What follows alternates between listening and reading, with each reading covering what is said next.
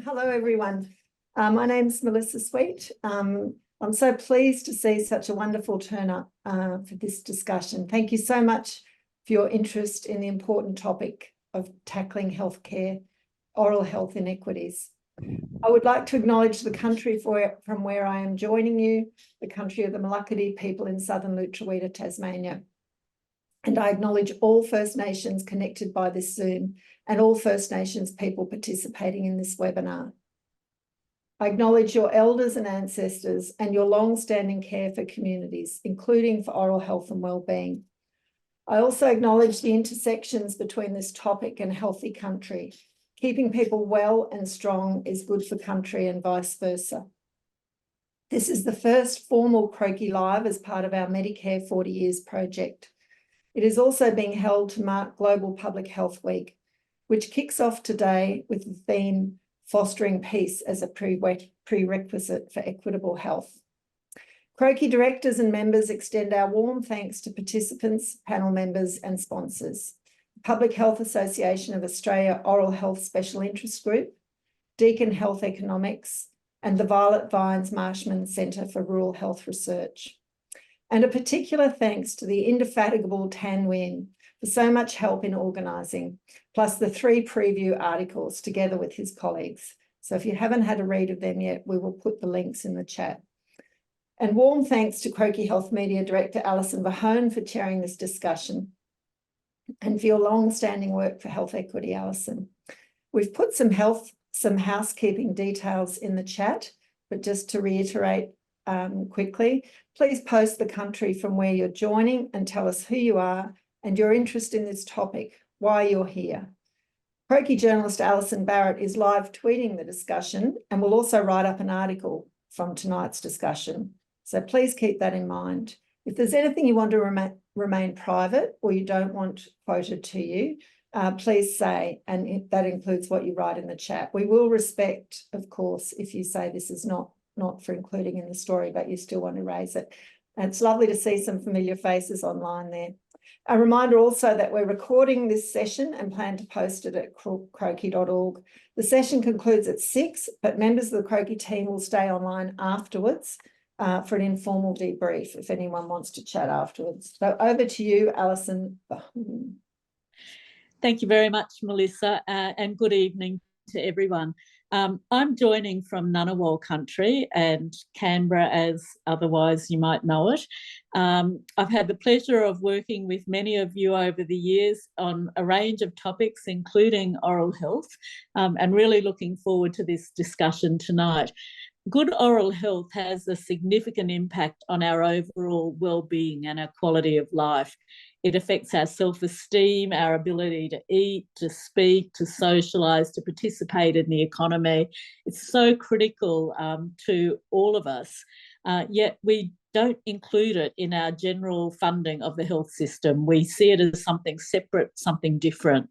Like me, you probably know adults with poor teeth. You probably know people with missing or decayed teeth. You probably will know people who don't go to the dentist because they're worried about the cost of it. Up to 1/3 of all adults in Australia have untreated tooth decay, which is something really shocking when we claim to be a country with a high-quality health system. In particular, it affects people who don't have a lot of money, who come from backgrounds that are underprivileged, and particularly Aboriginal and Torres Strait Islander people. So equity is an important issue in this.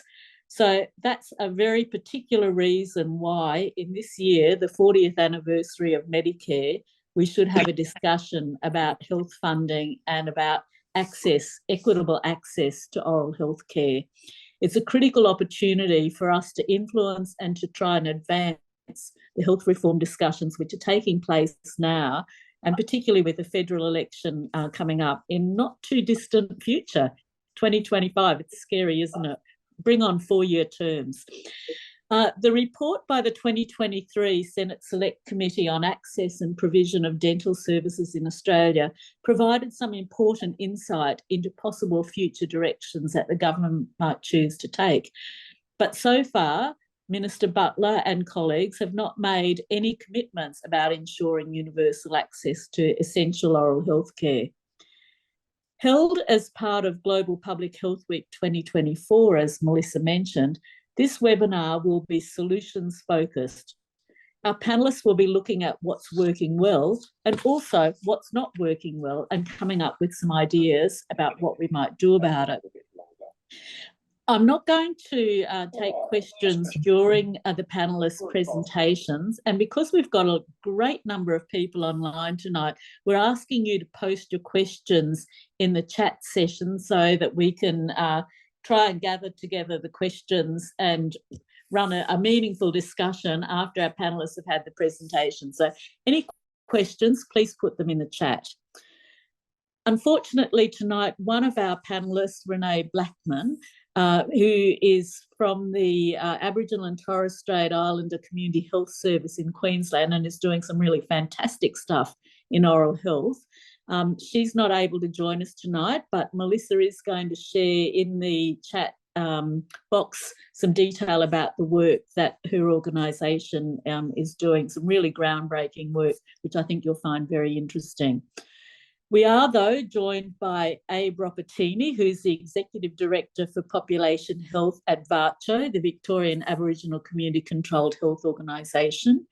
We're joined also by Leonie Short, who's a member of the Aged Care Reform Now and a long-standing advocate for oral health equity, particularly for older people. We're joined by Clare Lynn, who's the Policy Director at Dental Health Services Victoria, the Victorian Public Dental Health Service, and by Tan Nguyen, who, as Melissa mentioned, has been key to organising this webinar, who's supported a number of articles which have been published by Croakey in the last couple of weeks. Tan's a research fellow at Deakin Health Economics, and I know, having worked with him over a long period of time, has been a really passionate advocate for doing oral health a little bit differently so that everybody can get greater access to oral health care. So we're going to kick off with Abe Ropitini, who's going to speak a bit about cultural safety and addressing structural inequity and structural racism in oral health care. So over to you, Abe. Thanks, Alison, and thanks very much, everyone, for having me here. As was mentioned, my name's Abe. I am dialing into this webinar from Wurundjeri Woiwurrung land here in Naarm, or in Melbourne, and so I'd like to acknowledge the land that I'm on and elders past and present here. It's a shame that Renee's not here because I have been to AICS in Brisbane, and what they are doing up there is amazing. So I want to acknowledge her in that work. I can perhaps speak a little bit about what is happening in Victoria, which is really similar to what they've achieved at AICS, which is an amazing integrated model of care where community members are able to go into a single service and are able to see the GP, are able to see the dentist, are able to work with a team that's putting all of their concerns together in a single space, and is providing that full wraparound of culturally safe healthcare services, which are not fragmented on the basis of how the services are funded and on the basis of whose job it is within a bureaucracy to work with that frontline team. And that's really, I suppose, what we want to see more of, not just in the Aboriginal community-controlled health sector, but across the board. It's the idea of not carving up public health services on the basis of anatomy or on the basis of government portfolios or of funding, but actually putting people at the heart of the services and putting the communities at the heart of the services that we're designing, and then allowing them to determine for themselves what their most appropriate health journeys are within a culturally safe setting. The system that we have at the moment is really rife with inequities, and those inequities are producing racist outcomes.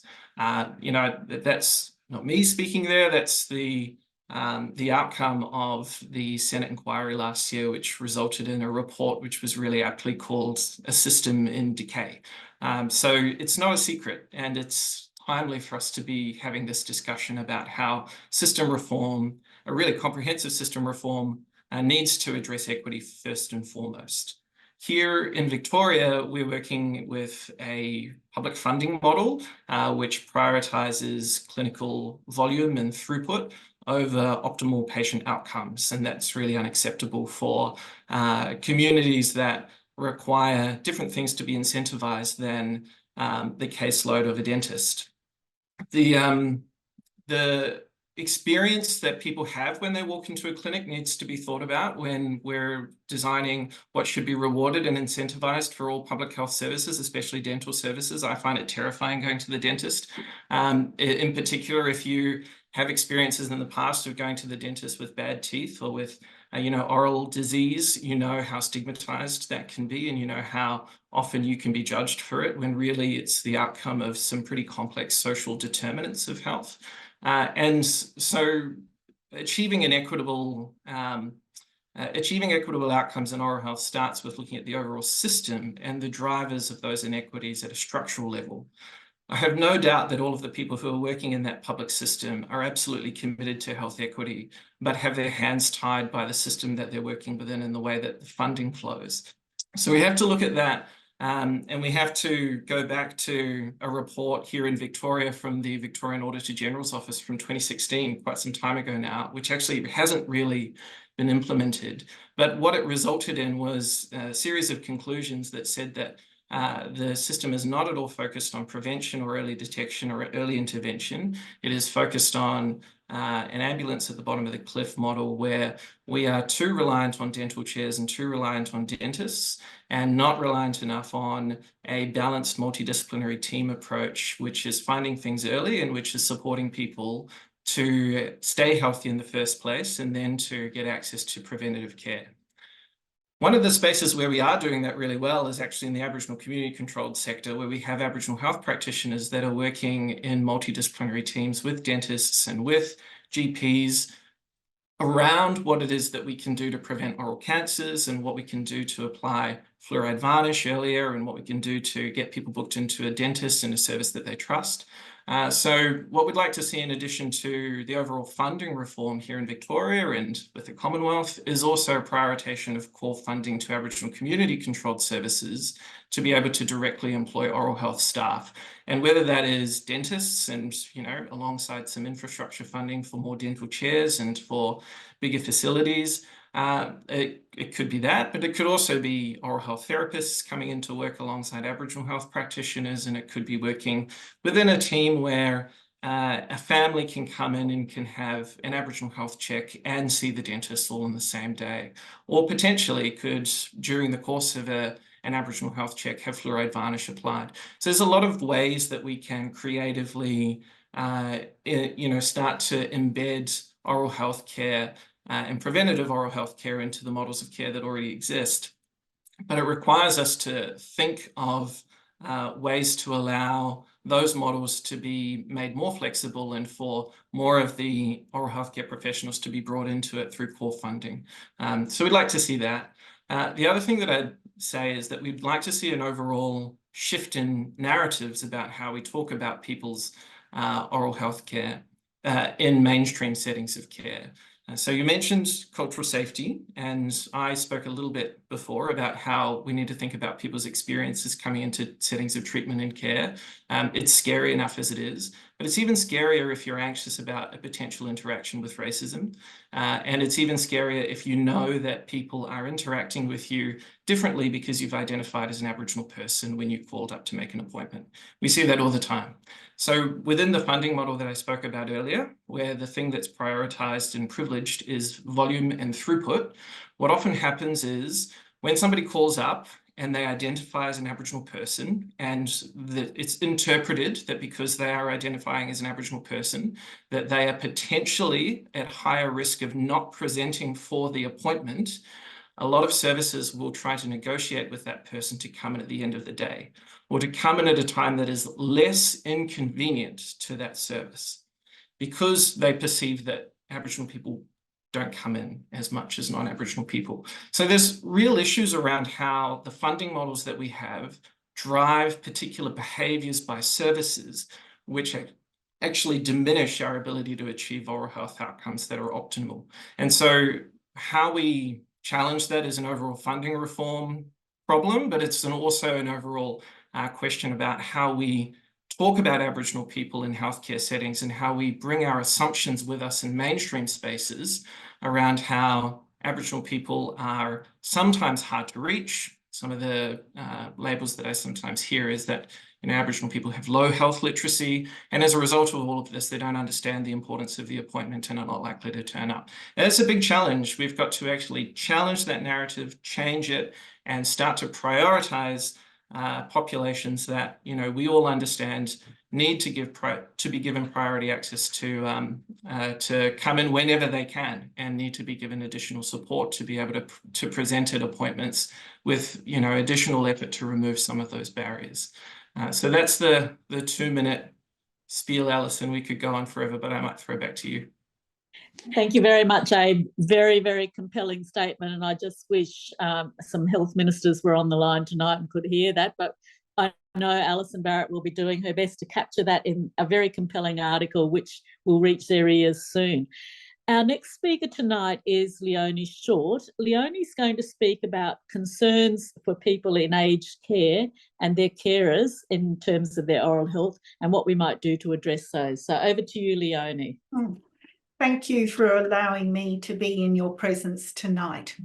I'm speaking tonight as part of the Aged Care Reform Now 2.0 group. It's a group of committed people looking to change the aged care sector for the better. It's non-partisan, grassroots driven by older people and families who have personal experiences with aged care. So as already been mentioned, there was a Senate inquiry into the provision and access of dental services in Australia. So as part of that, we actually documented 10 lived and living experiences of people trying to access oral health care and dental services for their loved ones at home or people in the home and aged care sectors. And that submission is published as part of the Senate inquiry in the public hearings. So you can contact me for that link if you'd like access to that document. I want to thank so much the people who came forward with those lived experiences, because it was upsetting for them and traumatic. So thank you so much for them for allowing these experiences to be distributed and talked about. Also in that Senate inquiry, we should note that there was support from other consumer groups. So Council on the Ageing, Consumers Health Forum of Australia, Combined Pensioners and Superannuants, groups like ACOS and Public Health Association, National Rural Health Association, and various dental associations. But from those 10 lived and living experiences, there are quite a few comments, things like teeth, dentures and oral health are integral aspects of ageing. Oral health is a health issue. Quality of life is a health issue. I don't understand why it isn't. Oral health care needs to be provided for persons living in care homes. Poor oral health affects a person's decreased ability to eat, reduced nutrition, weight loss, and risk of falls and fractures. Older persons receiving care should be able to wear their dentures, and staff should be trained in how to clean and monitor them. People receiving care should never suffer from lost, broken or misplaced dentures.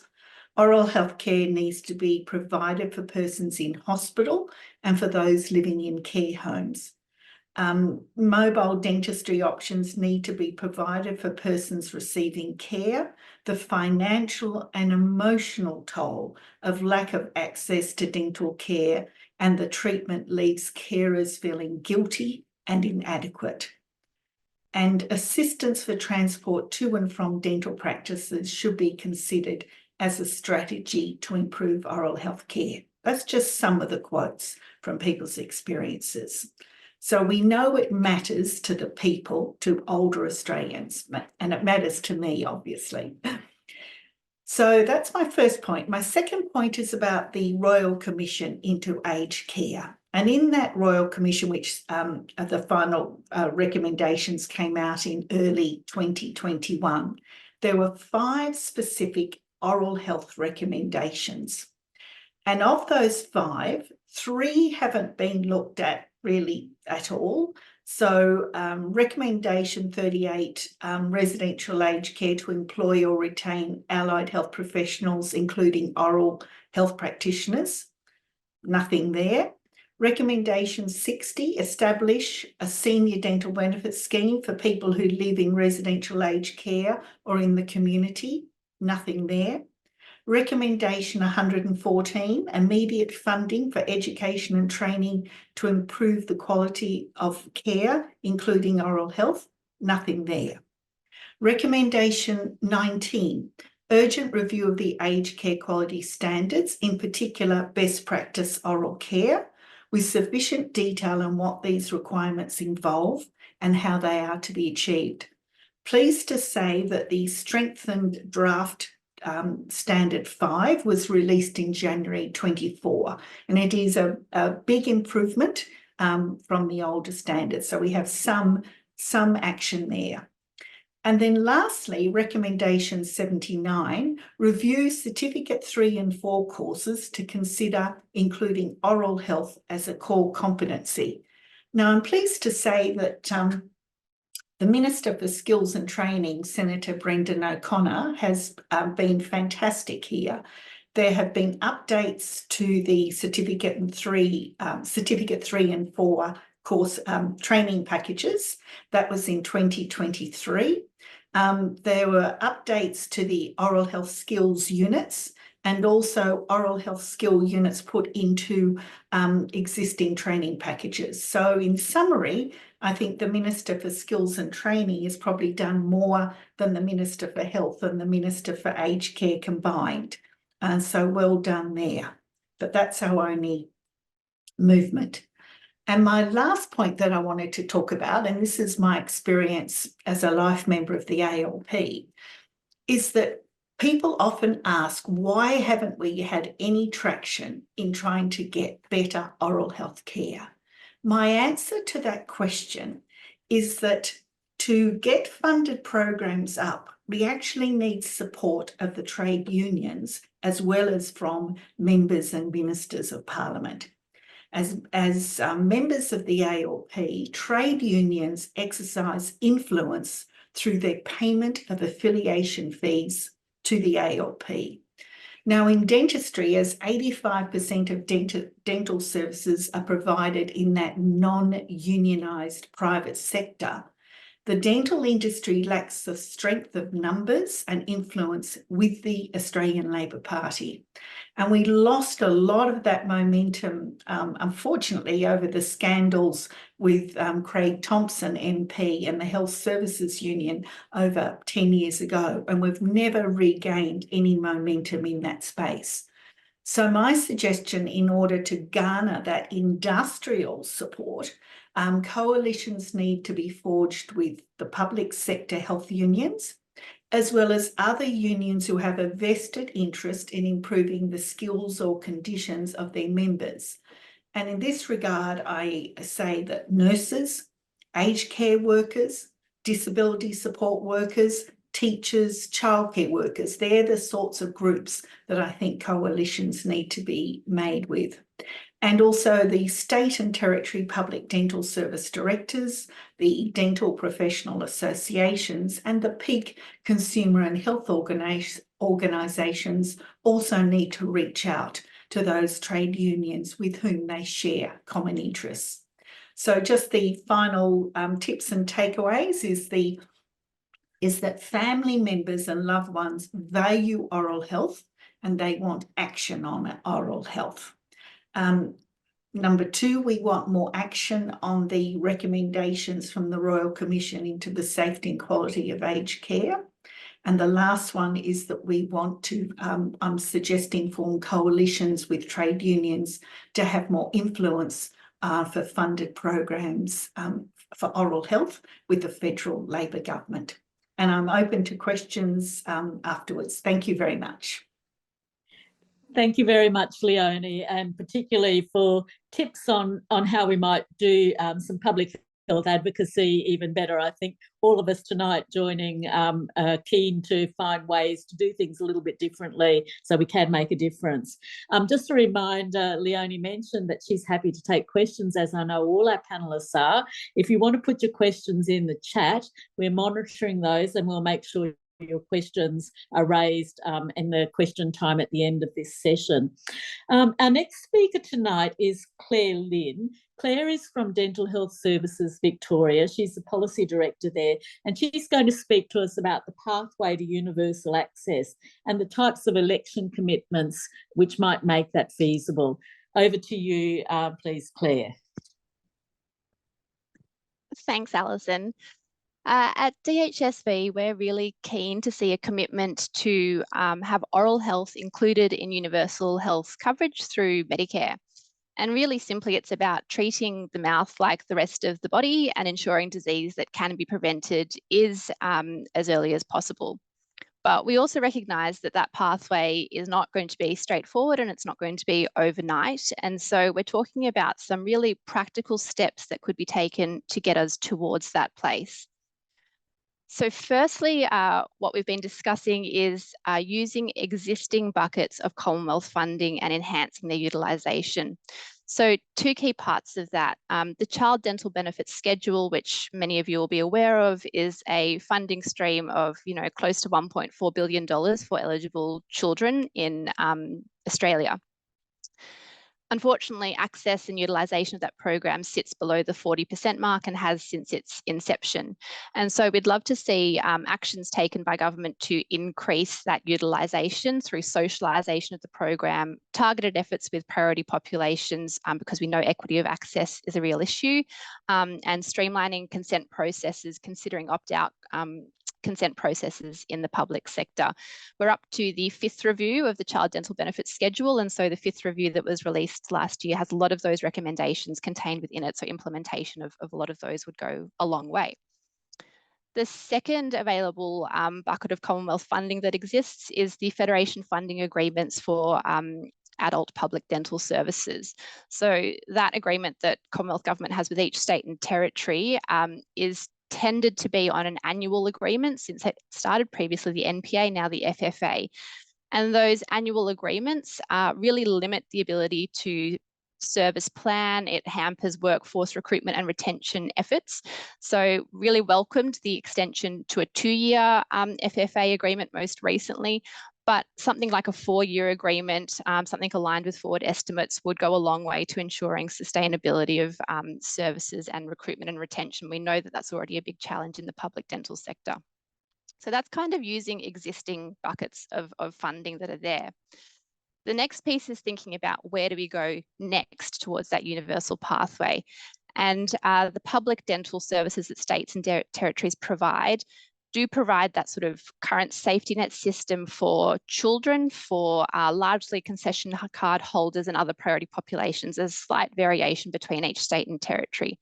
But what we know in Victoria, and I think it's fairly similar in most other states and territories, that with the current amount of funding that public dental services receive, only around a quarter of that eligible population is able to receive care. So that's 75% of that population who have been identified as potentially having greater oral health needs, greater barriers to care, who aren't able to access those public dental services just within the current resource constraints. So adequately funding public dental services, we would see, would be a really next important step. Moving beyond that, once those populations are covered, thinking about implementation of the recommendations of the Royal Commission into Aged Care, like Leonie mentioned, that senior dental benefits schedule, thinking about both residents of aged care facilities as well as old Australians on concession cards to expand access, and then going through in a staged way the various populations to get to a universal scheme. There's a few critical enablers to support that approach that we see. Abe touched on the current funding fee-for-service model that really incentivises volume and outputs. And at DHSV, we've been talking for a long time about value-based healthcare and working towards systems and funding models that incentivise prevention, early intervention, and outcomes that matter to patients. And so that shift would be really important to support that pathway towards universal health coverage. We also think that the establishment of a chief national and dental oral health officer would be really important. It could drive a lot of this reform work out of Canberra. And then investing in upstream population health initiatives is obviously a really important part as well. Health service delivery can only do so much. There's population health initiatives that we know are effective, things like water fluoridation, where increased investment would be welcome and could prevent the disease from happening in the first place. I'll leave it there. I could also go on, but I'll leave it there. Thanks, Alison. Thank you very much, Claire. A great long list, but all important issues, and sadly issues that have been raised over a series of governments and many years and still not having a positive impact. So we've got to do something different this year, I think. Our next speaker is Tan Nguyen. Tan's going to speak about what it takes to actually drive national leadership in this space, and also about the National Oral Health Plan. What about it? Where is it up to? Tan, over to you. Thanks, Alison, and really good summaries provided by panel members earlier today. I mean, really, it is one of those challenges when we don't have current national leadership in this space. I mean, Australia is one of the countries in the OECD that doesn't have a chief oral health and dental officer, and some reviews, particularly from the Canadian perspective, so Canada has established a national, oral health, a program, dental program that is targeted, but it obviously has required some kind of leadership in this space, and that's has been the appointment of a Canadian chief dental officer and its portfolio.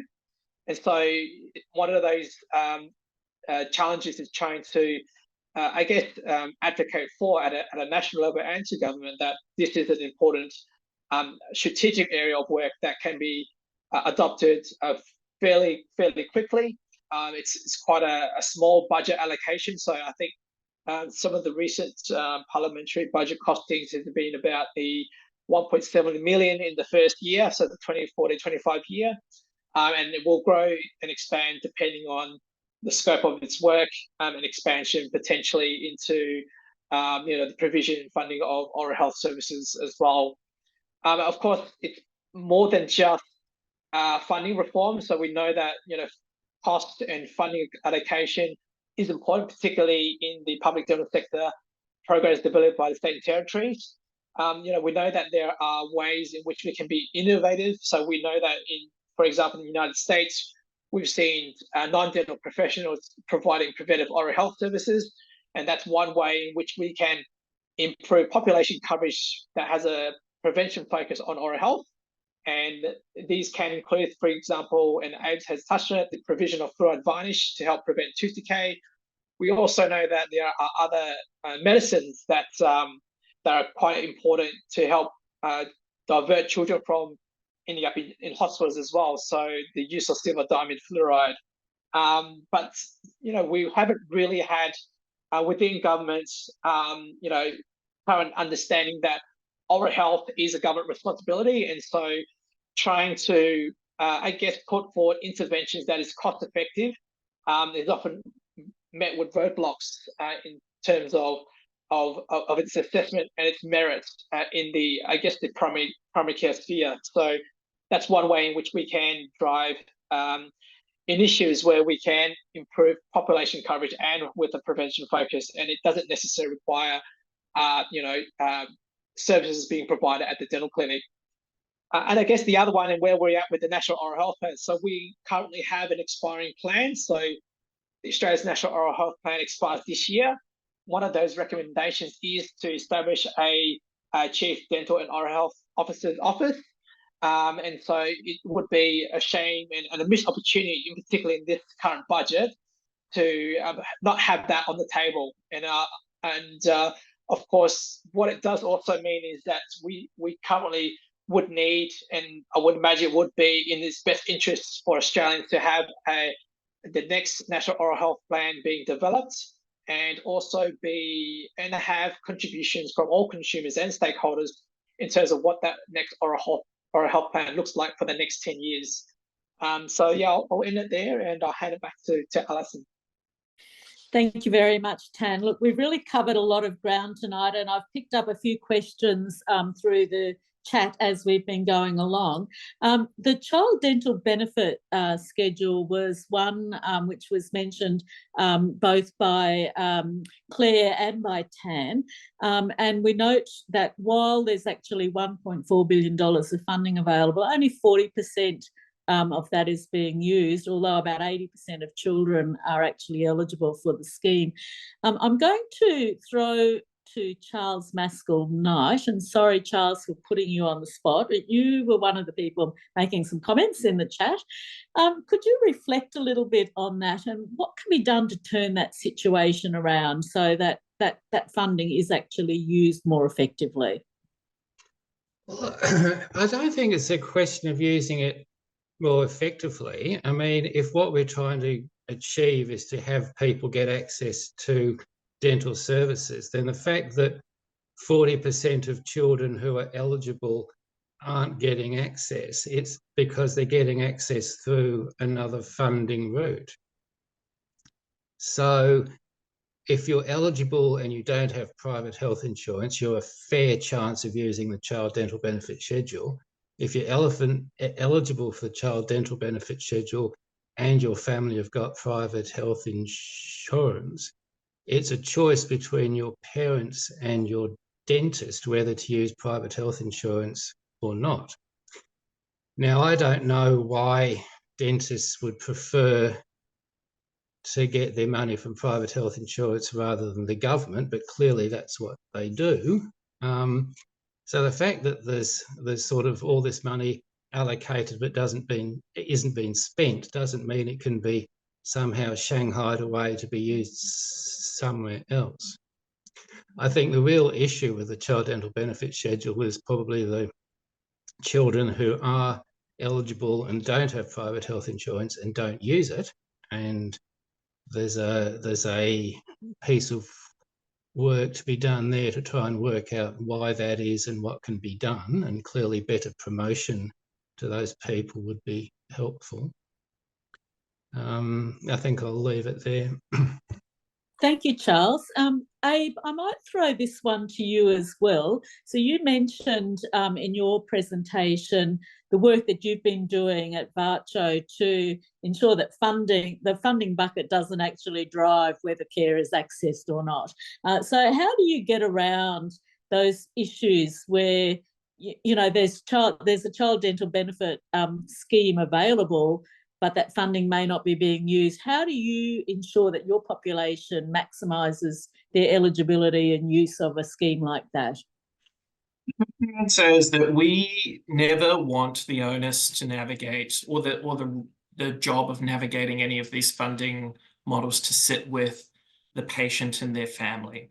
We want ultimately for Aboriginal community controlled health organisations to receive funding to be able to provide whatever the families need, and to be able to work with the family to identify what those needs are and to get access to services through a culturally safe option.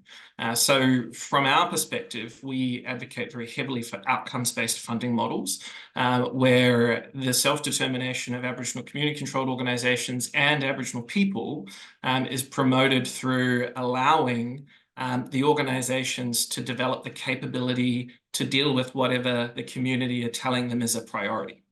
So we don't necessarily want Aboriginal families to come in and be concerned about what their eligibility for funding models is, because that adds to the anxiety around presenting for care at all.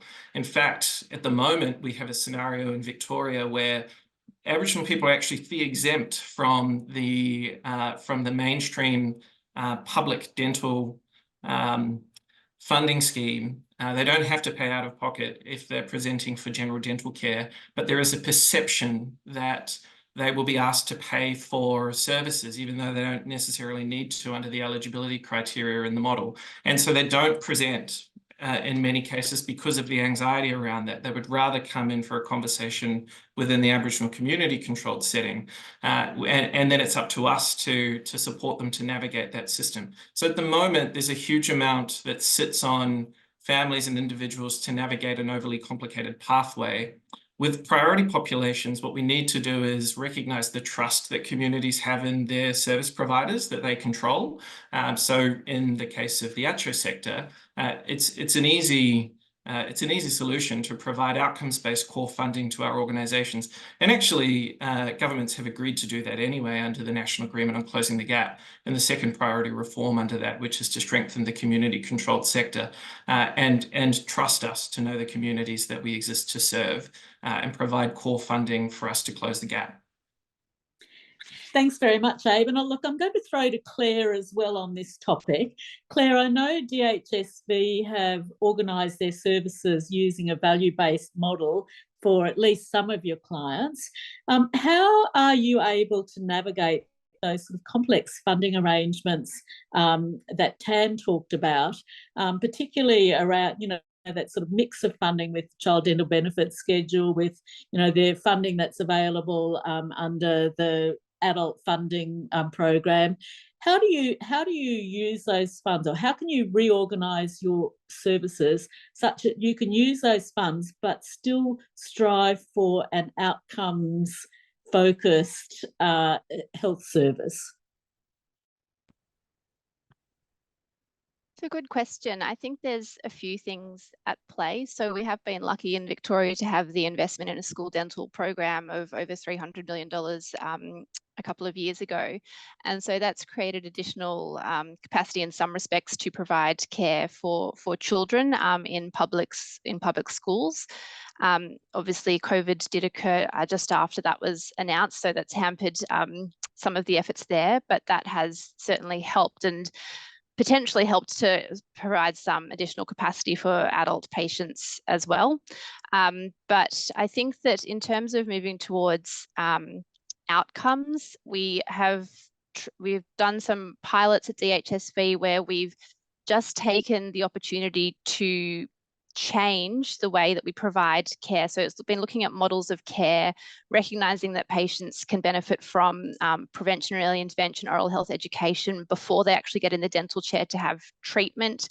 There's been work to look at the dental weighted activity units that we are funded on, and to look at making sure that those that are high value care that are focused on prevention are weighted appropriately, and those that are no longer of value or treatments are outdated don't have the same weighting on them, so that those types of treatments are incentivized or disincentivized appropriately.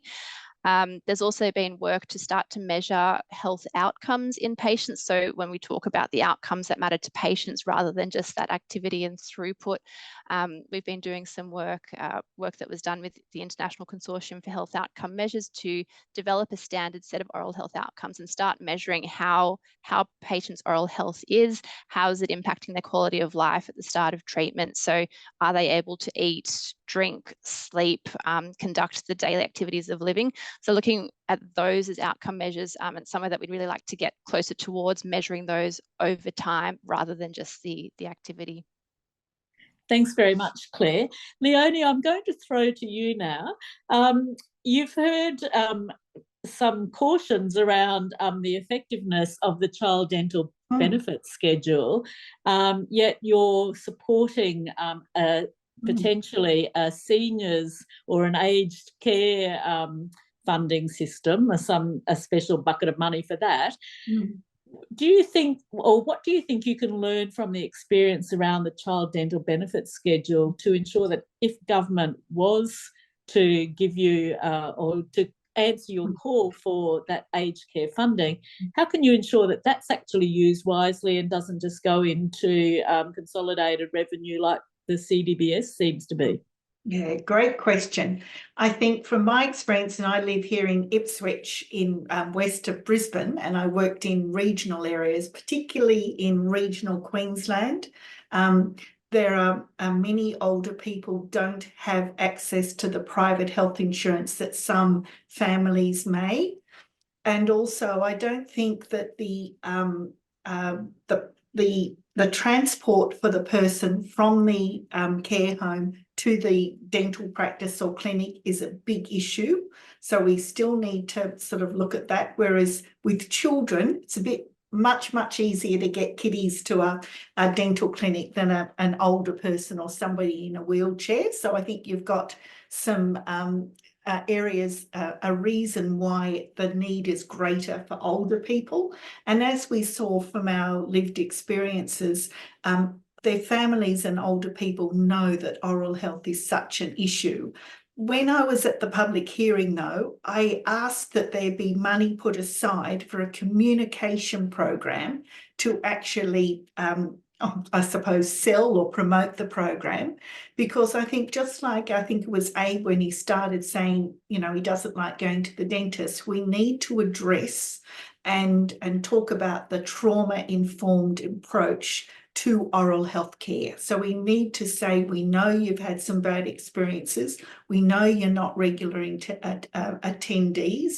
We know you've had some teeth out and big fillings and everything, and we need to address that. And that's why I think if a scheme does get up, we need to work with consumers to have a communication program about that and why it's so important for older people. So I think that's what I've learned from the Child Dental Benefit Scheme. It wasn't done like that. And also, just a little plug, when it came out, all the information only went to dentists and it didn't come to oral health therapists, dental hygienists and prosthetists. It was very dentist-centric. So a seniors program should actually look at the whole dental workforce, not just dentists.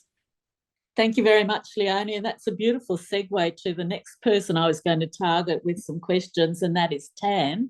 So Tan, you've written quite a lot about workforce and how workforce can be used differently, particularly to address some of the prevention, early intervention, better access to care, supporting cultural safety, a whole range of issues.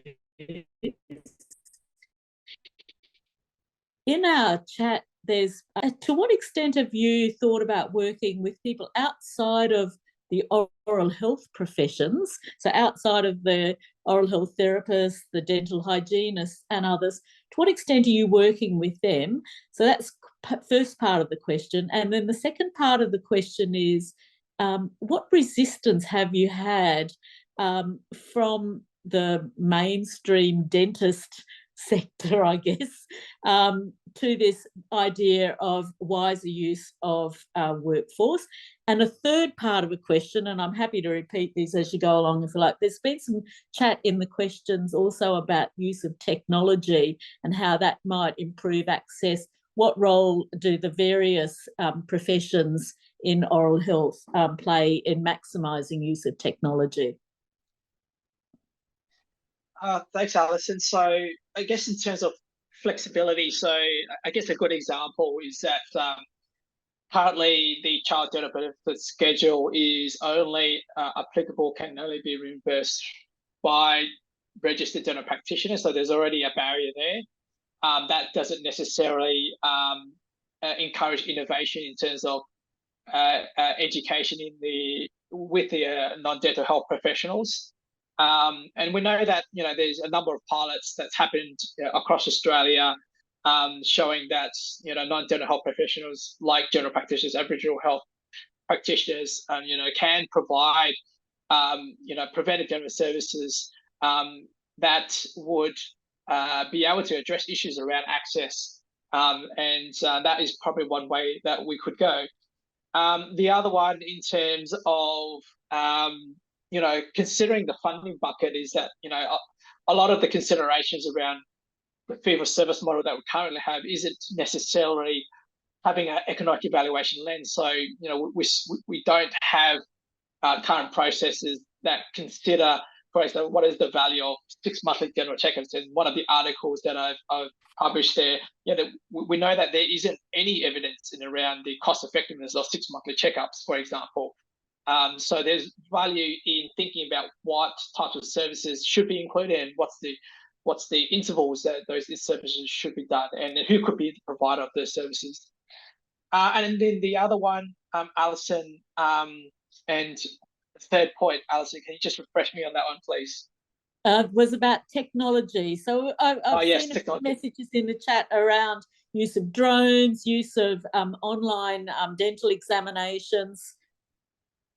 Yeah, perfect. No, so technology is going to be, and particularly in the artificial intelligence space, I think it will be an area of work that we should leverage carefully. Of course, there's issues around privacy, confidentiality, issues around bias with with machine learning. But currently, I'm involved in with an organisation, so Community Data Organisation Victoria, which is looking to integrate and starting to integrate artificial intelligence technology into their model of care. So it utilizes clinical photos, digital X-rays to help undertake an objective assessment of oral health disease or risk, and that will help to inform, I guess, a much more informed shared decision pathway with clinicians. So it's not designed to diagnose oral disease, but rather to augment what clinicians are already doing in a much more, I guess, more of a methodological and systematic process in doing so. And so, we can use AI and digital technologies and train other health professionals to support this space. And we know that the technology in using diagnostics in oral health is growing, and there is growing promise that it will help to address issues around access, particularly for rural or remote areas. But there are obviously limitations because you can't physically provide fillings with AI technology. That has to be done physically at a physical location. So thinking about preventive oral health care, that's one way we can extend coverage from a prevention focus and leverage the advantages of artificial intelligence technology. Thanks, Tan. Look, that's a really useful point that you've just explored there, and I hope that appears in some of the advocacy you're doing around the forthcoming National Oral Health Plan, because that'd be one new thing I haven't seen in the previous advocacy, which I've witnessed over the last probably 15 years. Technology was never really part of that advocacy, so please consider that as part of the discussion. It's been pointed out to me that we've got online Dr. Leonie Bandler, who's done some really interesting work around provision of services to homeless people. So I'm wondering, Dr. Bandler, if I can put you on the spot just to get some comments or some thoughts, particularly around how all of this might be relevant to improving care for people who are experiencing homelessness. Well, thank you, Alison, and my thanks for putting me on the totally unexpected spot. I would have to acknowledge. Look, I would have to say that in my clinic, which at the moment the people that I see are in the CBD of Sydney, and who are either homeless or housing insecure.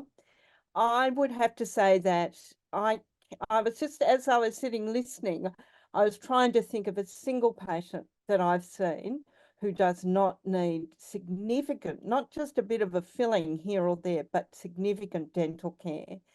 And despite the adjacent and associated services that we have access to, that is proving to be really quite challenging. And I take the point that was made earlier. A lot of people have had poor experiences, either accessing dental care or else when they're in the dental chair. Some assumptions have been made about their need for dental care, and that's really been quite traumatic and makes them quite reluctant to attend again. One of the other things just a couple of other things, I'll be brief, but one of them is that I think there needs to be a major conversation with the community that in general says we need to stop thinking about pulling out teeth, we need to conserve teeth. I take Leonie Short's points that really dental well-being is a really important part of your older health, and it's certainly when I've worked, particularly out in far west New South Wales, the rhetoric tended to be, just take them all out, doc, then I don't have to think about them anymore. And that's a really fundamental misunderstanding about the state of dental care in this century. So I think there's some work to be done there. I think part of the issue for most of us, and I'm a GP, for most of us is the complexity of actually accessing dental care. And I think your point, Abe, that this should not fall to our patients and their families is absolutely essential to understand. It should not be for them to have to navigate their way through half a dozen forms or, you know, 3 quite rude receptionists. That this should not be hard. This should be made as easy as possible. And the third point I would make is that if we actually fixed everybody's dental oral health, a lot of the other things that we are involved in caring for example, heart disease, would actually diminish. And we tend to sort of see somehow that the mouth is separate to the rest of the body. But as a number of your panelists have made clear, that's just delusional. It is a really important part of our body we use every day, as I say when I'm talking. So thank you, Alison. That's all I would add. Thank you very much, Dr. Bandler, for a most eloquent response to me putting you on the spot. I really appreciate your enthusiasm and commitment.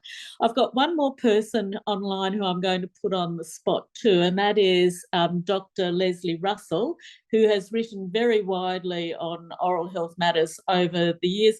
Leslie, would you like to make some final thoughts for us? And also, would you like to respond to 2 challenges I've had in the chat?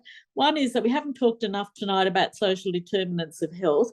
And the second one is, would a chief dental health officer actually make a darn bit of difference because they'd just be another public servant? Yes, well, thank you very much for putting me on the spot. It's true, I've been working in this space for longer than I care to think about. And what I've really appreciated hearing tonight is some real practicality around going forward, looking at what's working, looking at recommendations that have been made in reports that should be acted on, and the recognition that we just can't get there in one step. I think a lot of the work that's been done in the past has been looking at getting, you know, Denticare up, and you just can't get there in one go. It has to be a series of steps. I'm sorry, I'm going to blank on one of the presentations outlined for us. There are some things that are already out there that we can make go so much better. And so we need to look at the practical aspects rather than the ideological aspects as we move things forward. I'm of 2 minds about whether or not a chief dental officer or a chief oral health officer is going to make a difference. For much the same reasons that Charles Mascall Knight outlined in the chat, I'm not quite sure as a public servant what that can be done. I would like to see the oral health profession, and I say that because I see that as much broader than dentists, getting together and having some sort of commitment to delivering healthcare to people who find it now very difficult to get, either for reasons of geography or for reasons of cost. And I do think that, and I made a note in the chat about this, we need some public education about the fact that dental caries is a totally preventable disease. And we know that because there are lots of now not so young Australians walking around with all their teeth unfilled in their mouth. And so dental care provided by a dentist or by somebody else is not something that you do when something goes wrong. It's something that you do from the very beginning, starting with kids' baby teeth. And I think if the public saw it if we could educate them so that they saw it in that way, they would serve as the driver, as a mechanism for getting politicians into line on this. So I'm not sure, Alison, if I've answered all of the questions you put to me, but that's what I've been thinking about as I've listened tonight. Thank you so much, Leslie. And again, apologies and thanks also for answering my on-the-spot question. Look, I want to apologise to all those who participated so actively in the chat session on a whole range of topics, from private health insurance to nutrition to sustainable dental practices, low value care, who we haven't been able to address those questions or comments tonight. It maybe suggests that we might need to be running some more oral health webinars, and I'll look forward to being part of those. We have come to the end of our time together tonight, though, so I want to pass over to Melissa just to wrap up for us. Thanks so much, Alison, and to all the panel. I'm conscious of time and know that some of you will be needing to rush off, but really warmly thank you. That's been a really helpful discussion for us at Croakey